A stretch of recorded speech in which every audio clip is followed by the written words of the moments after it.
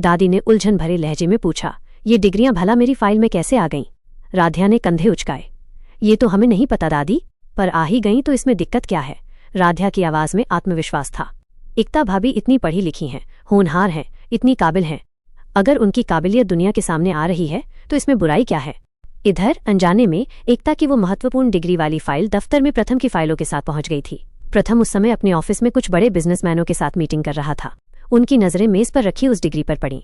एक व्यक्ति ने उसे उठाया और अचंभे से प्रथम से पूछा, ये डिग्री किसकी है? इतनी शानदार अकादमिक रिकॉर्ड।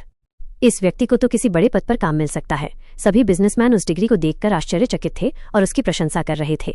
प्रथम को भी तब जाकर एहसास हुआ कि ये डिग्री तो उसकी भाभी एकता की है। शाम को जब प्रथम घर आया तो उसने परिवार को बताया कि कैसे एकता भाभी की डिग्री गलती से उसकी फाइल में चली गई थी और कैसे उसके बिजनेस सहयोगियों ने उस डिग्री को देखकर उसकी बहुत तारीफ की। प्रथम की बात सुनकर दादी के चेहरे पर आश्चर्य और साथ ही गुस्से के भाव आ गए।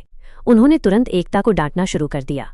दादी का मानना था कि घर की बहू को केवल घर गृहस्थी संभालनी चाहिए, उन्हें काम या जॉब करने की कोई जरूरत नहीं है। वो नहीं चाहती थीं कि घर की बहू बाहर जाकर काम करे। माहौल तनावपूर्ण हो गया। तब राध्या आगे आई और उसने पूरे घरवालों को समझाना शुरू किया। उसने बड़े धैर्य और तर्क के साथ कहा, दादी, आप हमेशा कहती हैं न कि हमारी बहू को सक्षम और आत्मनिर्भर होना चाहिए। एकता भाभी इतनी काबिल हैं, उन्होंने इतनी मेहनत से पढ़ाई की है। अगर उन्हें अपनी काबिलियत का इस्तेमाल करके समाज में कुछ करने का मौका मिल रहा है तो हमें उनका समर्थन करना चाहिए, न कि उन्हें रोकना।